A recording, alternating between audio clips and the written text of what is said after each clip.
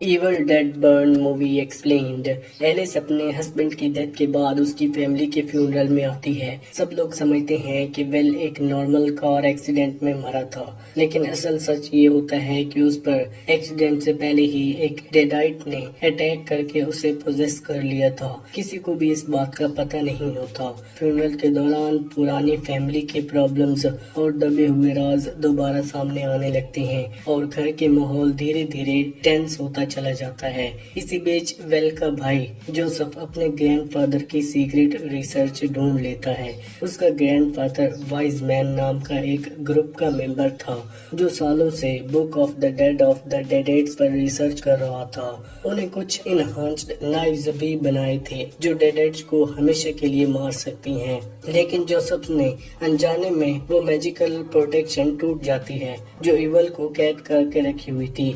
इसी गलती की वजह से डेडेड्स घर के अंदर जाते हैं और असली हॉरर शुरू हो जाता है। सबसे पहले विल के फादर डेडेड्स प्रोजेस हो जाती हैं और फिर एक एक करके पूरी फैमिली डेडेड्स में बदलने लगती है। सुनसान भी इवल का शिकार बन जाता है। जोसेफ की गर्लफ्रेंड थाया पर भी अटैक होता है। ग्रैंड मदर फेली भी पोजेस हो जाती है और आखिर में जोसेफ भी डेडेड्स बन जाता है। घर के अंदर हर तरफ खून और तबाही मच जाती है और एलिस धीरे धीरे बिल्कुल अकेली रह जाती है। इस सब के बीच एलिस एक ऐसा कुछ सच बताती है जो पूरी स्टोरी के मुताबिक उसका हाल बदल देते हैं। सब लोग विल को एक केयरिंग और लविंग हस्बैंड समझते थे, लेकिन असल में वो एलिस के साथ फिजिकल अब्यूज करता था। एक दिन गुस्से में उसने एलिस को स्टोव पर धक्का दिया था, जिसकी वजह से वो बुरी तरह जल गई थी। सबसे दुख की बात ये थी कि एलिस विल की फैमिली को सब पता था, लेकिन किसी ने भी एलिस के साथ नहीं दिया और सब ने इस सच को छुपाए रखा। अब एलिस के लिए सिर्फ डेडेड से बचने की लड़ाई नहीं रहती,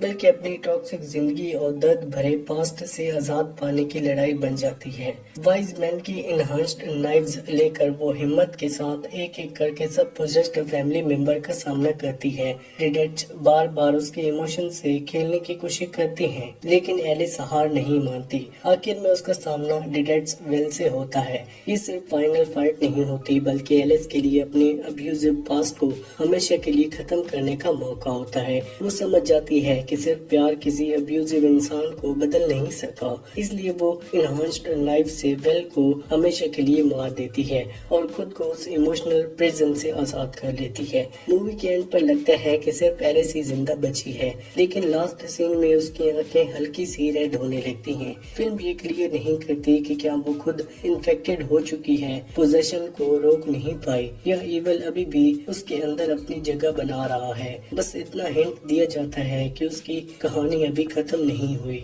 मिड क्रेडिट सीन में ग्रैंड मदर पॉली, जो डेडेड बन चुकी होती है, रोड के पास जिंदा मिलती है। जब एक आदमी उसकी हेल्प करने के लिए रुकता है तो पॉली अचानक उसके ऊपर अटैक कर देती है। इससे पता चलता है कि डेडेड का इन्फेक्शन अभी भी फैल रहा है और खतरा कम नहीं हुआ। फाइनल पोस्ट क्रेडिट सीन में फ्यूनरल हमें होता है। एक छोटी लड़की अर्न्स के बीच घूम रही होती है और उसकी नजर एली नाम की एक अर्न पर पड़ती है। ये वही एली है जो इवल डेड राइज में पोजेस्ड मदर थी। अचानक लाइट्स ब्लिंक करने लगती हैं और मिरर में लड़की को अपनी जगह एली नजर आती है। अगले ही पल एली उसके पीछे रियल वर्ल्ड में आ जाती है, उसे मार देती है और कैमरा की तरफ देखकर कहती है मम्मी इज होम। इस एंडिंग से कंफर्म हो जाता है कि एली किसी तरह वापस आ चुकी है और डेडेड्स को फिजिकल बॉडी के बिना अपनी इवल फैला सकती हैं। साथ ही वाइज मैन और उनके इनहांस्ड वेपन ये हिंट देते हैं कि इंसान सदियों से डेडेड्स के खिलाफ एक सीक्रेट वार लड़ते आ रहे हैं।